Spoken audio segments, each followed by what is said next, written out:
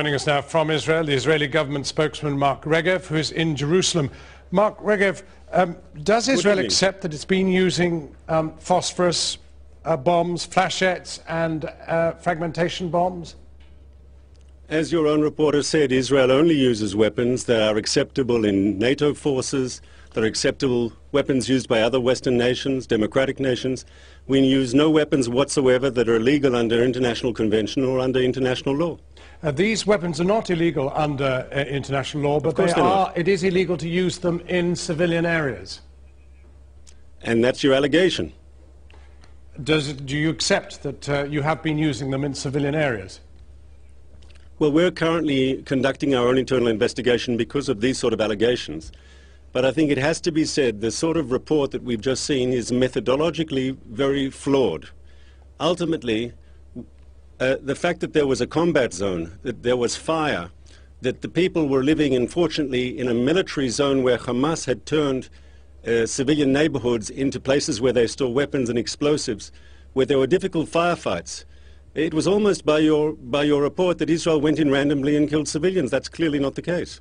The problem is that you have a 24-mile-long strip in which 1.5 million people live, and you, by your own word, have been throwing phosphorus and flashette and fragmentation bombs into this area, not illegal under international law, but nevertheless illegal to be put into civilian areas, and you knew them to be civilian. First of all, we're investigating because we take such allegations extremely seriously. But let's be clear here. You have to be very careful because Hamas controls the Gaza Strip, unfortunately, but they do. And when a reporter comes in, even a very good reporter from Channel 4, everyone he speaks to, afterwards when Channel 4 leaves, Hamas is still there. And for someone to say, well, the Israelis targeted my house because Hamas was shooting rockets from it, or in my basement Hamas had forcibly... I mean, to be fair, sir, it's very difficult for anyone to get true information where Hamas has this regime based on internal terror. You know, Mr. Regev, since the war is over, there are numerous reports of Hamas shooting people who have been talking out of line, of shooting in the leg political dissidents and so forth. It really is a regime of terror. With respect, Mark Regev, you can say how much you like about how many people have been shot by Hamas. I'm afraid these are injuries that have been shown to us by the people who have suffered them. They can't make them up, and they can't be forced to reveal them by Hamas. They showed them to our cameraman and to our reporter, and he has put them out. And Amnesty International also chronicled what has happened.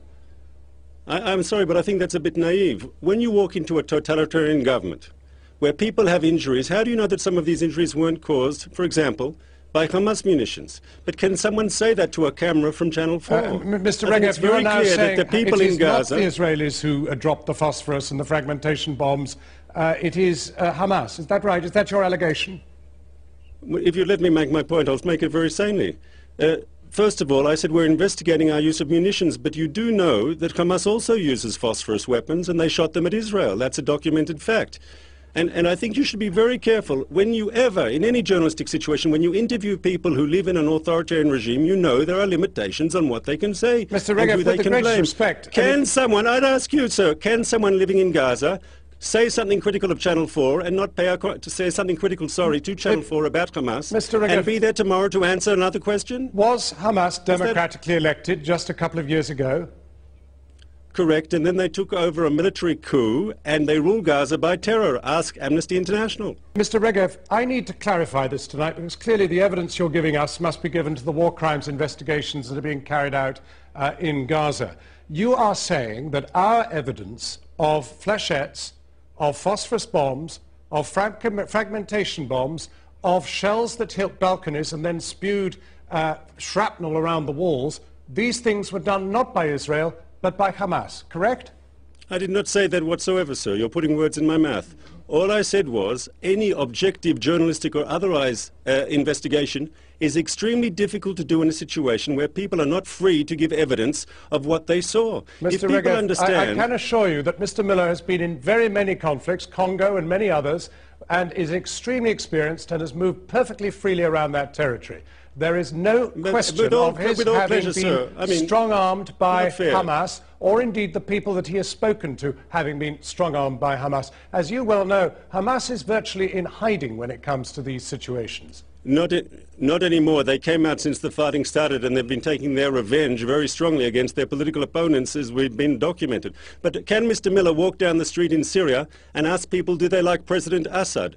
What will they say? If he walks down the street in North Korea, do you like President Kim? What will people say? Mr. Hamas Regev, is an authoritarian Mr. Regev, regime. Jonathan Miller is not in North Korea. Jonathan Miller is not in Syria. He is in Gaza. And he has reported an authoritarian regime, sir. Heinous, a very authoritarian regime. He has a very authoritarian regime. Do you deny material. that Gaza has an authoritarian regime? I'm grateful to you for joining us.